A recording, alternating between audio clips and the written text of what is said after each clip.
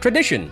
It stems from the legacy created by your predecessors, and RGG Studios appears to rightly lean into it when creating new games. Which, in this case, might be another way of saying heavily modding your older game such that it might as well be a new one. Because that's what we have here. The danger of relying on what you've had before would be the chance of making your game lacking in innovation and making it stagnant. But I do think that RGG Studios is clearly aware of this, as they have properly ended Kiryu's role in the universe and have continued to experiment with new protagonists. Previously we had Ichiban Kasuga, but today we go back into more familiar characters, Majima.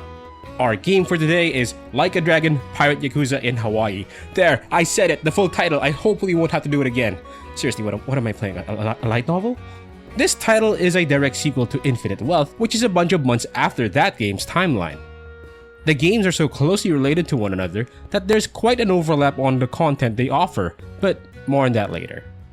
The main pull here is that we can finally play as Goro Majima again, where the executives are either big fans of One Piece, Jack Sparrow, or both, and decided that Majima was the man for the job.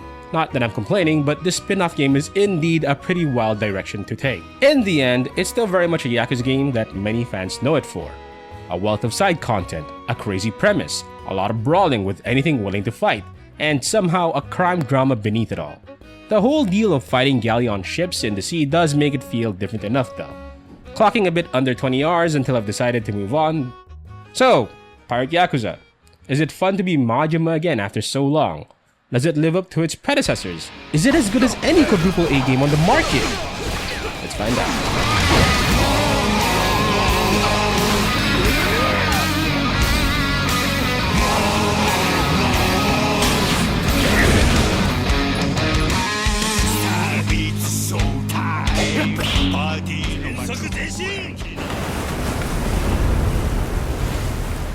First, the visuals and the sounds.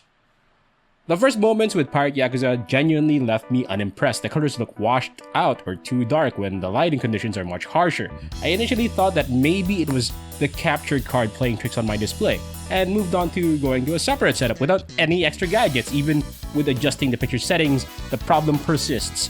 Everything looks much better when the light setting is more controlled or balanced, like indoors, which is thankfully more often than not. It really shows the limits of RGG's game engine, as it has in many cases used alternative ways to make convincing lighting, and trying to make worlds outside of busy cities and packed interiors just feels a little out of reach for this game.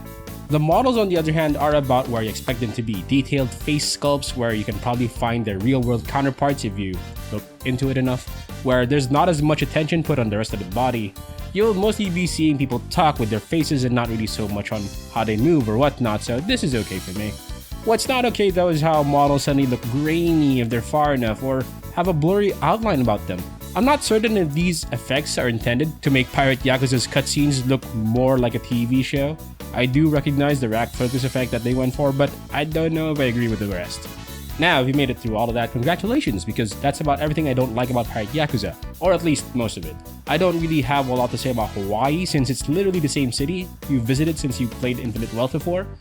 The notable new area would be Atlantis, which is the game's version of the underworld. It's crazy and dense, and exactly the kind of world I was hoping to see from the game. When it comes to what I hear in the game, of course you still get your campy video game sounds from all those other Yakuza games. It comes with the territory of making use of your legacy to build whatever's next in your franchise. Again, I don't really have strong feelings about that. I think it's fine, but what truly gives me a pleasant surprise are the English voices for this title. There is no doubt that Hidenari Ugaki, the Japanese voice behind Goro Majima, sets a high bar for portraying the character.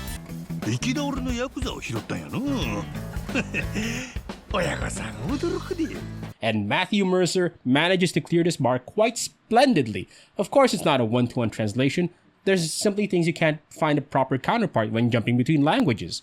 Hell, he's gonna wish I was gone. We're crashing his little expedition and staking our claim. Well, lads? Yeah! Hell yeah! That's right! But the English voice of Majima fits quite well and even manages to include the laugh we easily recognize as Majima's. So much of how they talk, I have so much more good things to say about rather than not. Through my nearly 20 hours of playing, I encountered maybe 1 or 2 voices that sounded awkward, and believe me, I have heard voices going through the city a lot. It was a bit annoying. I'm also a big fan of the karaoke section. The English counterparts there also sounded proper and not like nails on a chalkboard, thank goodness. I was so impressed with the English voices for Pirate Yakuza that I've decided to stick with it during my playthrough. I generally would switch between English and Japanese just to see how the performance differs, but I was so satisfied with the English one that I didn't feel the need to check out how it was done in another language. It also helps that there was a lot of in-game banter and I didn't have to read subtitles all the time. Finally, the music is mostly carried over from the previous game with a few new ones added on. Personally, I like the song they used to introduce the game since it gives me huge hints of Disney and Pirates of the Caribbean vibes. Generally, I like the music, but it's not really something that influences how I feel about the game that much.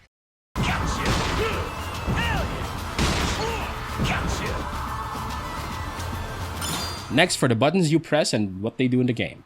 Pirate Yakuza carries on the tradition of having at least 2 fighting styles, where the first one is Mad Dog, the more elusive of the two, and does great for 1v1 or boss situations.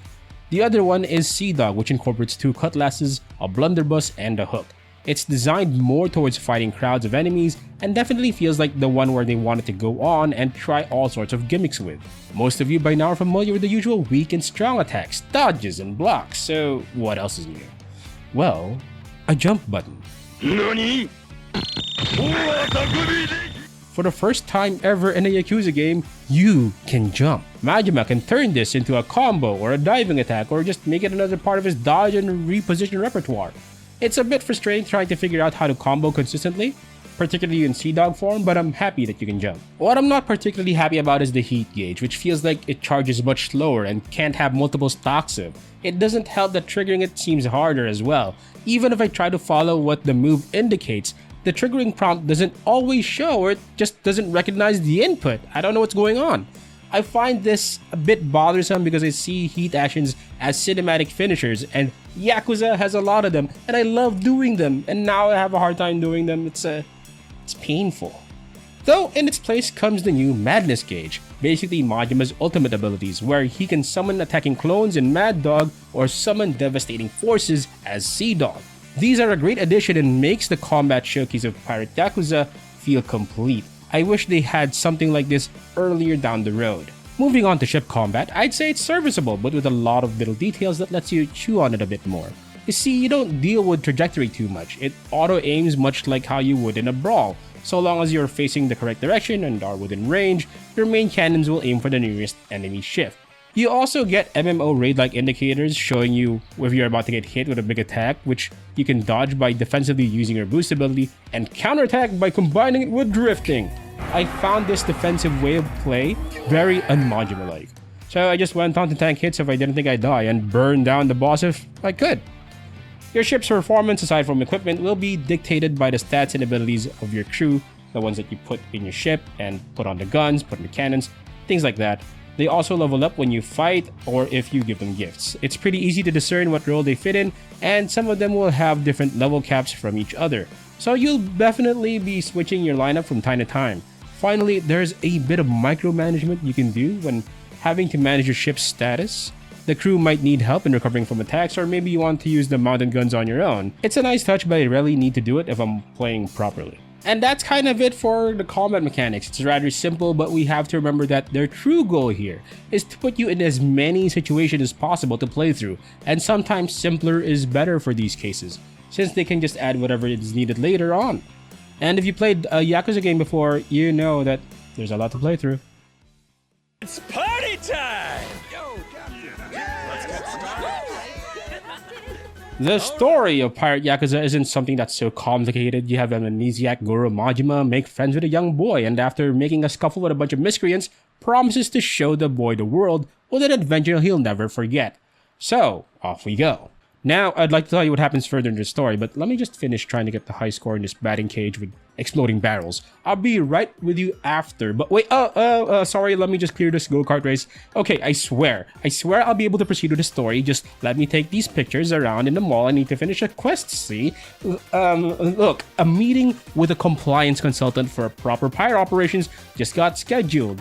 But don't worry, right after this, I have to finish my DoorDash deliveries because I lost a lot of money at the poker table, but I swear we'll have enough time to go hit up the bar and do some karaoke. I'll even cook us up a hot pot. What? Mean story? Right.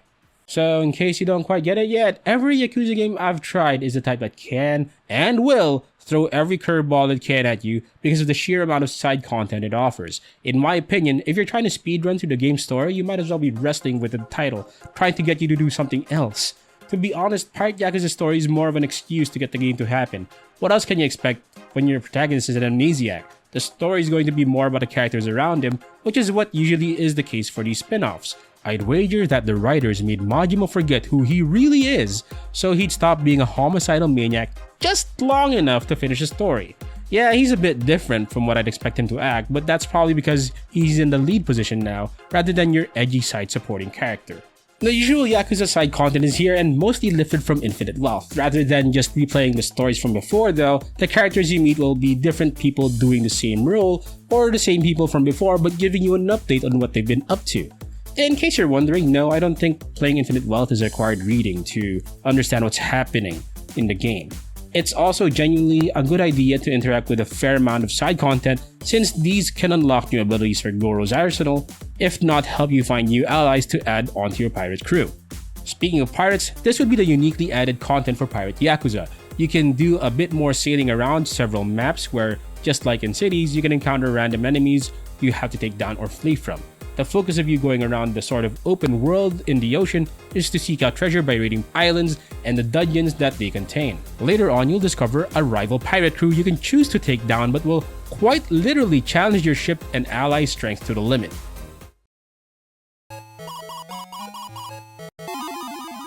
Now, looking at the extras of this game or whatever's just outside of the game proper, unironically, the first thing that struck me the most while playing is that there are 3 autosave slots on separate intervals. I know this doesn't seem like much, but I love the idea of being able to choose how far I want to backtrack.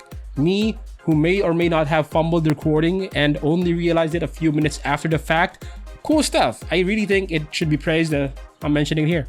You also got your standard replay theater as well as being able to play the minigames included for 2 players at the start of the screen if you so wish. To be honest, standard stuff when you are playing a Yakuza game these days. Some DLC available like getting Kiryu in your pirate crew if you're willing to shell out a bit more for the game. This time around, they listened to the NG Plus complaints and now it comes to us for free as DLC, so good on you, RGG. If there's anything I'd like to complain about, it will be the legacy UI, having to go through so many menus to track photo rally progress or to check other quests or tasks. And this is going to be a nitpick, but the weird pause they make after finishing combat and swapping between story moments and in-game moments, it can get a bit jarring since it ruins the momentum. I hope they find a way to make the game feel more fluid and seamless between these transitions. I'm the best! Now to wrap up the verdict. Yakuza has and always been a game about just enjoying the ride and where it takes you. Yes, it's true that so much of the content is a rehash of what we've seen in previous games. Minigames are mostly a compilation of what has already been there since before. The dungeon raiding, that's from Ishin. The combat arena, well, the latest one I know is from the man who erased his name. The only truly original content would be their ship combat, which is decent at best. Here's the thing, the game knows what it is. The creators know who they're making the game for. It's clear that they're focused on giving their players a good time and not really thinking too much after that. They don't really care if Majima, a supposed amnesiac, is gonna answer a test on Yakuza trivia. They know you'll want to try it, so they just let you do that. What they did pay attention to is how to make the minigames better, how to make the auto-targeting in combat not feel as clunky. Is there a way to make gathering and crafting resources more streamlined? How do we continue to tell cool, fun, and touching stories for characters that we'll revisit on our second time around Hawaii? How do you reduce the amount of time our players sit back and watch cutscenes before getting to new gameplay? It's not quite as obvious, but it's clear to me that there are people in RGG that are paying close attention to these details to make the game incrementally better in whatever way they can, and I honestly appreciate that. If there's anything I'd like to ask of the Yakuza series now is that maybe it's time to make a bold new move and maybe update the engine or a new IP.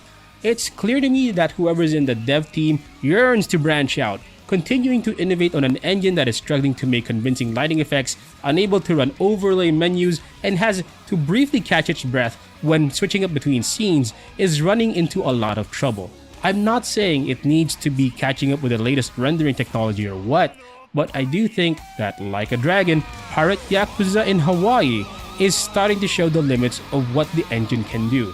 There is the caveat that it's also playable on PlayStation 4 and older systems, so maybe they held it back a bit. But I'm worried that the game might be left behind by the times. Like a dragon, Pirate Yakuza in Hawaii is a treasure trove of Yakuza games so long as they're willing to spend the time to find it. And to me, it's a 4 out of 5. Available on PS5, PS4, Xbox One, X, S, and it's also on the PC. Alright guys, that's Pirate Yakuza, that's the review. Thank you so much for watching. See you next time.